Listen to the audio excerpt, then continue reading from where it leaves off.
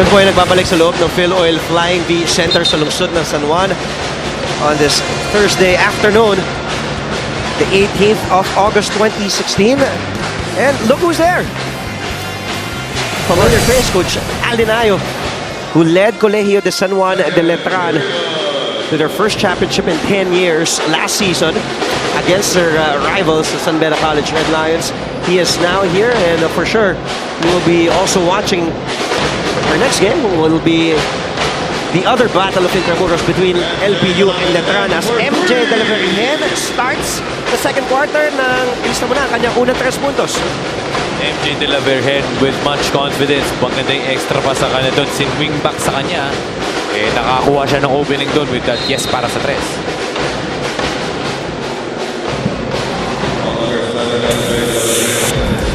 De La Paz drawing the double team from Mandoy Estrella, leaving this man, MJ de la Virgen, a sniper from the outside. De la Virgen is a decent three-point shooter, and I mean decent, I mean he's a 40% three-point shooter here in season 92. Well, that's really not bad if you're shooting from beyond the arc. 40%. Really good. Oh, maganda yun.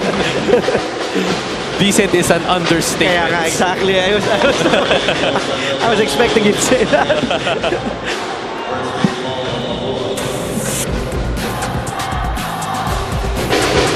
Foul dito si De La Paz ni Ariobu. Ariobu doesn't agree with the call from the officials though. Animated expression from Joseph Ariobu. Bola ng JRU. Montejos hasn't sat down yet here in this game. He commits a foul. Coach Vergel. CJ Easy talaga provides those intangibles. Ano mo, kahit hindi siya gumiscore, katulad din na Shane Menina, nila Olwell Oraime, nila exhibiting, pero yung mga simpleng, yung mga hindi mo makikita sa stats, he played good defense there kay Jordan De La Paz. As much as Paulo Ponteas was gonna give a good pass, pero nakuha na yung bola doon, nakuha na ng kulang ng konti. CJ Easy, of course, provides leadership para dito kay Coach Atoy ko. And Chodoro is back. Pinalitan niya ang kanyang partner in crime na si Paulo Ponteos. Menina is also back on the hard court for Mapua. Estrella, bumaba sila at a low block for Oraime. And when Oraime is that deep and that low, there's nothing anybody can do on a single coverage. Nothing you can do if you're Abdul Wahab.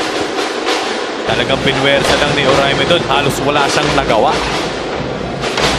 Considering Abdul Wahab is one of the few players who can match up with Oraime pagdating sa haba and sa length. Abdul Wahab tosses one up. Wala, nakuha ni Oraime.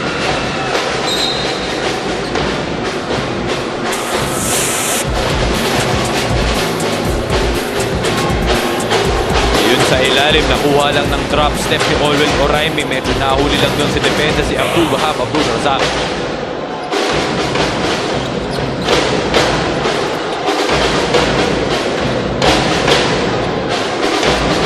Couple of fakes there. And Irvin Grosbe. You know, this guy continues to amaze us because he has that perimeter jumper and he also has those post moves. Yun ang mga okay sa mga lengthy players. He can be a good 3, small forward. He can also be a stretch 4. Kaya nga Irvin Grosbe showing us that perimeter touch. Estrella over to Oraime. The kick out to Menina. The up fake by Menina. Eriobu finds Oraime. Easy two. Joseph Ariobu was ecstatic nung nabigay na yung extra pass yun at na-make ni Olwell Oraime. Back and forth we go. Chodoro now, the runner by the lefty is Tete Teodoro. Now has 9 points to lead all scorers. Great start with the JRU Heavy Bombers. They're not letting up on their offense as much as they're also playing great defense. Almost 3 minutes ang nakalilipas dito sa ating second quarter. Lamang ang JRU ng 4. Pinakamalaki nilang kalamangan. Umabot yan sa 6 kanina. Menina overshoots his mark. It's all air there. Here's De La Virgen on the run. Gives it over to De La Paz. De La Paz sets, takes, no. Gusto kunin ni Grosbe but went to Oraime's hands. Oraime just has 4 rebounds, 3 defensive. Chodoro steals the ball away. Tay, tumuloy-tuloy. Di nakuha yung Vectus. Menina to Biteng, to Ariobu from the corner. Lista mo na from Joseph Ariobu, feeling it. He has 7 points already, makes off the bench. Lista mo na, 3 out of 3 from the field. It's his game today. Joseph Erobu just feeling his touch dito sa araw na to. And Estrella pinangga si Chodoro, so tatawagan ng personal foul ni referee Manuel Paraon. Si Estrella, take a look. Menina finds Eriobu, who finds Jaime with that extra pass. So Mapua showing us that sharing is caring in that sequence. Good passes down low. It was a mini 2-on-1 sequence right there. Naiwan si Abdul Wahab Abdul Razak, kaya na-extra pass tuloy ni Joseph Eriobu kay Olwell Oraime. Chodoro down low to Grospe. Kontra kay Eriobu. Grospe. Gusto bigay kay Abdul Wahab. Binalik kay Grospe. 7 to shoot. And Grospe tumuloy-tuloy. And Irvin Grospe again scores there for his 6th point off the bench. Irvin Grospe providing us with garbage points. Yung mga points na mga recycled possession na kukuha ni Irvin Grospe. As we can see the field goal story, 11 para sa JRU, 10 made para dito sa Mapua. Ang lamang lang ng JRU ay yung kanilang 4 na free throw mula kay Ponteos at kay Abdel Potushi rather. Oh, Menina, napangiti siya with that shot, but ginamitan ng banda. So Menina scores his first 2 on that sequence. Naibaba ang kalamangan sa dalawa. 28-26 still in favor of the Heavy Bombers of JRU. And on your screens are beautiful faces inside the Filoil Flying V Center. Isa sa mga paboritong segments ni Mix Busos. Nag-isip ka pa. Hindi lang paborito, tsaka mga inaabangan ng ating mga viewers at home. Siyempre, pag nandito po kayo sa Filoil Flying V Center, talagang ma-feature kayo dyan. Lalo na kung mga matatamis ang inyong mga ngiti. Gano'ng katamis? Just like my coffee. May kape ka o wala? Inayawan mo eh. Alam ko. Gandang hapon po sa inyong lahat, ating mga kapamilyang nanonood ngayon. Tagahang salamat sa inyong panonood sa mga Cebuano at mga Dabawenyo, mga Bisaya natin na mga kapamilya. Maahayong hapon sa inyong tanan. And naimbag na aldaw yung amin sa mga Ilocano naman na nanonood po sa atin ngayon. Back to live action, it's JRU with the lead and with the possession. De La Virgen. Nga lang nakuha yung awa with a jumper and a foul ang nakita ng ating opisyalis sa baba. Gandang spin move doon mula kay MJ De La Virgen. Pag-ikot niya, nakuha niya parang ala free throw. Diretso sana pero nagmintis lang ng konti, but good break for JRU and they're gonna get this possession back. De La Virgen ang maglalabas ng bola mula sa baseline. Chodoro. Parang carousel na paikot para maiwasan ng bantay. Chodoro, it pays off with that yes! Para sa 3 for Tay Chodoro. That's his second 3. He now has a total of 12 points. Alam mo, partner, buti hindi nahilo si Tay Chodoro. Pag-release just in time. Talagang great shot there by Tay Chodoro. Coming off the screen pa yun, no? Off the curl. Menina, sinubukan bawiin. Di nakuha yung lucky bounce. Nakuha ni Abdul Wahab ang rebound. Here's De La Paz. Iabot kay Chodoro. Alam nung kanya mga kakampi na mainit ang kamay ni Chodoro. That pass supposedly for Abdul Wahab na agaw na Mapua and Isit. This will be an easy 2 for CJ Isit. With great defensive stop right there by Mapua. Just active hands on their part. De La Virgen. The drop pass to Grospe. That was a good drop pass from De La Virgen. The assist will be credited to him. 2 points will be to Irvin Grospe for his 6th point today. Alam mo, itong si Irvin Grospe, isa pa to sa mga may init na tulad ni Joseph Eriobu. There's an outside shot. Wala. That time from Orquina. Lalabas to Menina. Mabibitaw ni Shane Menina. So ang bola ay babalik sa JRU. And speaking of babalik, balikan natin si Siege. Yes, Andre, kilala si Coach Vergel Meneses bilang isang defensive-minded coach. Ngunit kapansin-pansin ang kanyang advice na binigay tungkol sa offense kanina. Sabi nga niya, Mapua is going to intimidate you. Huwag kayong magpapa-apekto. When you drive, I want to see you giving it all you've got. Huwag kayong iilang, huwag niyong isa-sacrifice yung tira pag nakita niyo na nasa ilalim ng basket si Olwell Oraime. Isugal niyo at dibanin ang mablock. Tandaan niyo, even Michael Jordan got blocked. Back to you, Anthony. That was a good quote from the aerial warrior, Vergel Meneses. Thank you, Siege. Of course, Coach Vergel's 7th season as the head coach of the Heavy Bombers. And played 14 and a half years in the pro leagues, drafted in 1992 He was a #1 pick. Menina, binabantayan ni Chodoro. At pass supposedly kay Isip. Tumitingin sa shot clock. 3 to shoot. Menina has to let it fly. He does. It was deflected by De La Vergen. Abdul Wahabi bibigay kay De La Paz.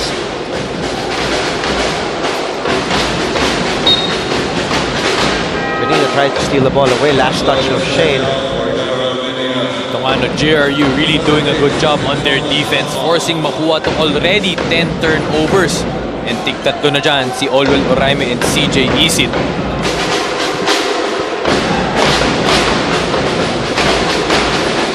Chodoro, bababa kay Grospe. Pinoposte ang si Ariobu. Natapikan ni Ariobu. That was a good tap from behind, and Isit was able to get it, but a foul to stop the break will be committed here by Tete Chodoro. Duty foul on Tete Chodoro kasi na-recognize na takbo na naman itong Mapua Cardinals, pero for him, it was important to stop that play.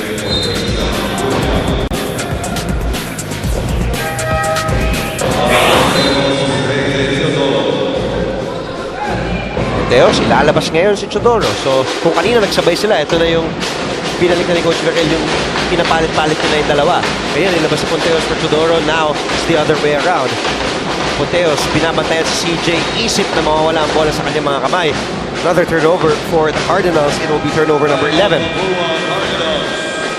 Coach Atoy Ko will talk things over after CJ Isip committed that turnover, the 11th of Mapua. Kami po ay magbabalik.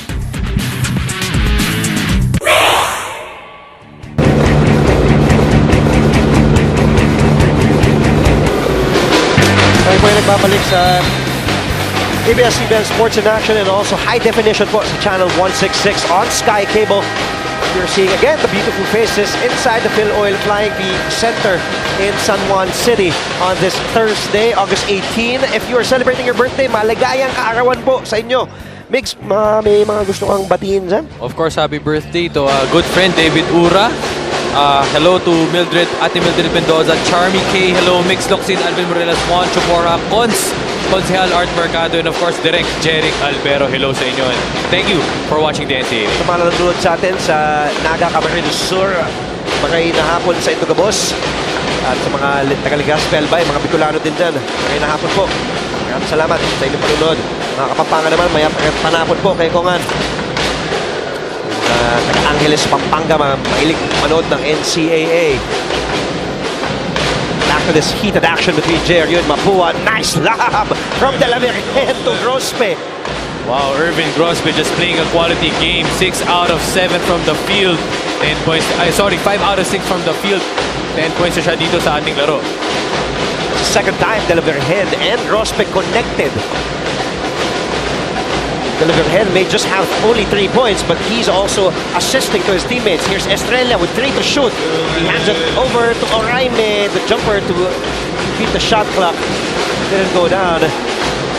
And now, Mapua is looking at this 7-point deficit. And as we can see the field goals department dito, Chodoro and Grospe combined 10 out of 13 at ang kanilang mga teammates na nakakasur pa lamang ng 4 field goals, 4 baskets pa lamang mula sa kanilang mga kakampi. And this si Grospe on that perimeter J. Here's Isit. Sinusubukan iwasan ng kanyang defender. Oraime wanted to go to the cutting cerrado, pero naabasa yon ng JRU. Alam mo, itong JRU is really doing a great job on their defense, limiting only Mapua to 1 possession. No? So, when they get the rebounds, talagang Mapua doesn't really get offensive rebounds. No second chance points para dito sa Cardinals. Ponteos kontra kay Estrella. Here's si De La Paz. De La Paz. Fall away didn't go down. And nakuha ni Sagaro. Malaki. Tumuloy-tuloy si Andoy Estrella. Like what we said, as Estrella is a known slasher, ang idolo niya nga yan sa pros is Jason Castro, the blur.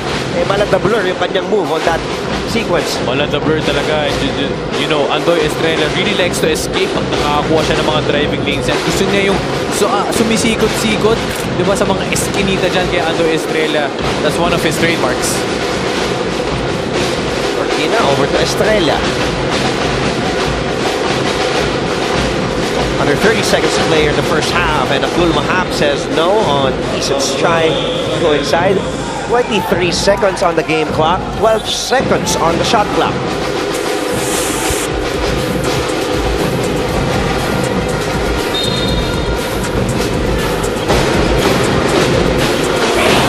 Isit finds Oraime. Of course, that will be, could be a side play for Olwell Oraime. Well, that was a close call. Irvin Grosbeck could have been called for the foul. Exactly. 7 seconds to go. The ball is, of course, with Monteos. Monteos, the step back on Isit. A long three, no. At dyan po magtatapos ang ating first half. First 20 minutes of play. Lamang na tatlo ang JRU. And let's go back to their first game of the season back in June 25 on opening day mix, kung saan the first quarter lamang JRU 20-12. And then Mapua outscored JRU 24-18 in the second quarter. This time around, JRU has outscored Mapua on both opening quarters. Well, as expected, this is going to be, this can go down the wire as ito nga pinapakita nga sa atin. 3-point lead ang ina-enjoy ng JRU. And at the half, 35-32 in favor of the Heavy Bombers. Halftime analysis and a lot more coming your way after the break.